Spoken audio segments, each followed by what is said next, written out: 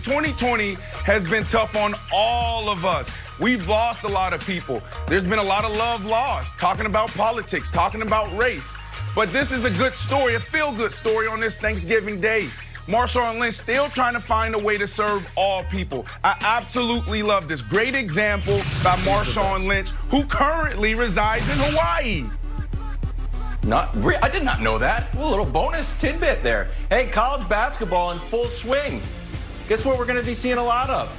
Polo shirts. Yep, inspired by the Orlando bubble. Seth Davis said college coaches, including the immaculately dressed Jay Wright, are ditching their suits. Can I just tell you? No, Jenna, no.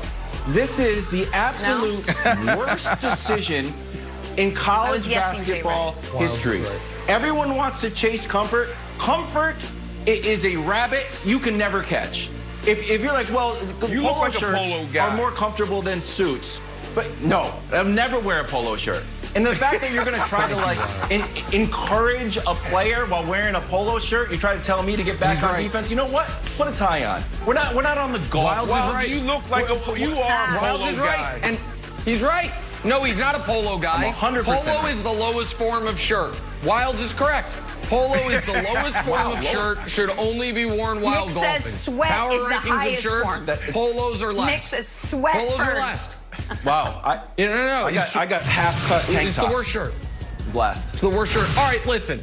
So Ken Tremendous on Twitter, he's the guy that created The Office. His real name's Michael Schur. He came out with the worst tweet ever. It's a long thread about how terrible and overrated Thanksgiving food is. My good friend Bomani Jones replied, and I think he nailed it, and I want to reiterate the point. We are learning via social media how many people, not that they don't like Thanksgiving, how many people's mothers were terrible cooks, or fathers in certain households. Exactly. The idea that Thanksgiving food is bad is not an available take. You just haven't opened up your mind to the fact your family can't cook. That's the take. So Ken Tremendous, friend of mine, friend of the show, he does a 19-tweet thread thinking he's exposing Thanksgiving when he's really exposing his own relatives' lack of culinary skills. Bad job by him, and honestly, I pity him somewhat, Jenna. I do. Are you calling out your friend on national TV? I am. On this Thanksgiving, gentlemen, I want to spend my time giving thanks to football for saving my Sundays, giving thanks to my wife and 2 kids without whom I'd be lost, giving thanks to my First Things First team, bright lights in my life, and to my colleague and my friend Nick Wright, who we've gone back now 5 years.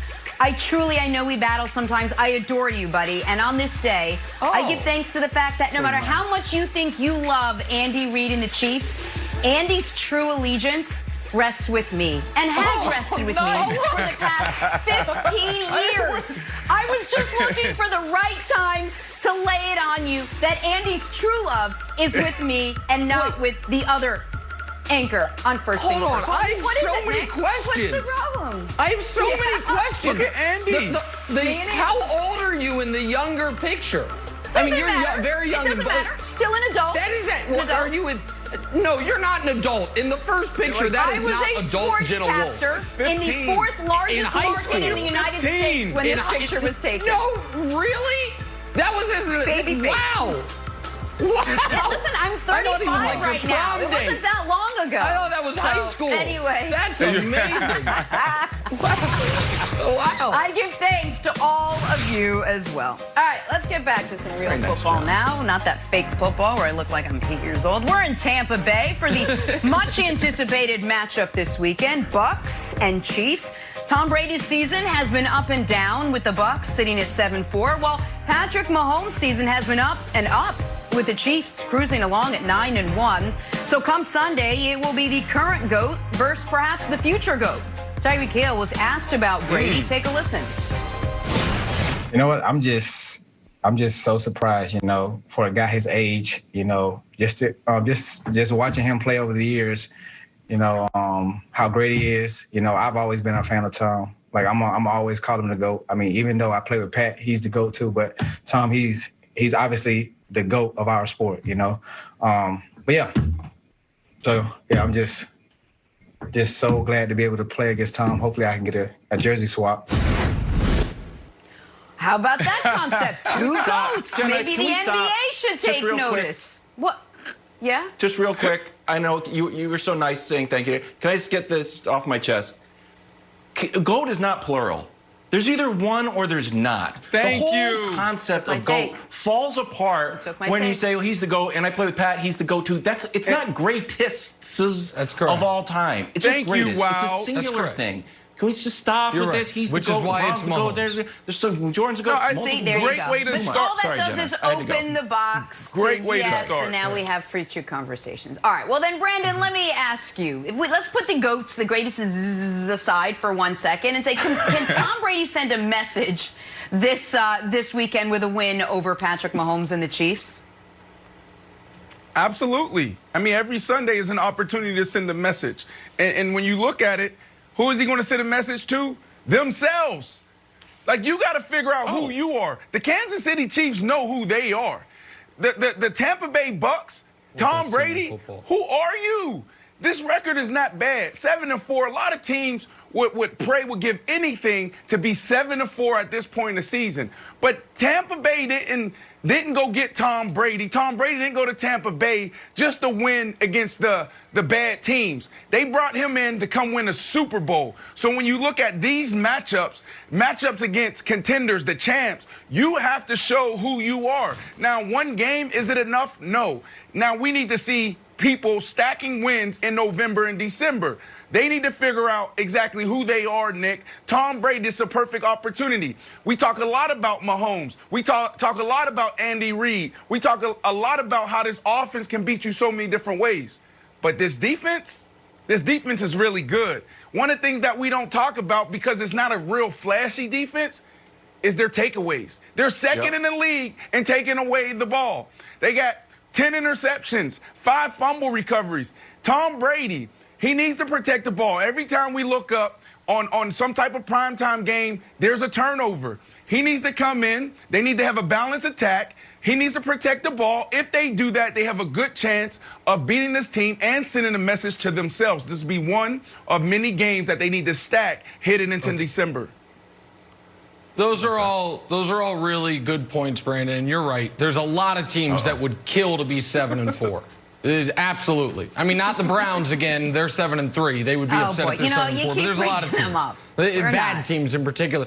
But I want to talk about two people that I feel badly for preemptively.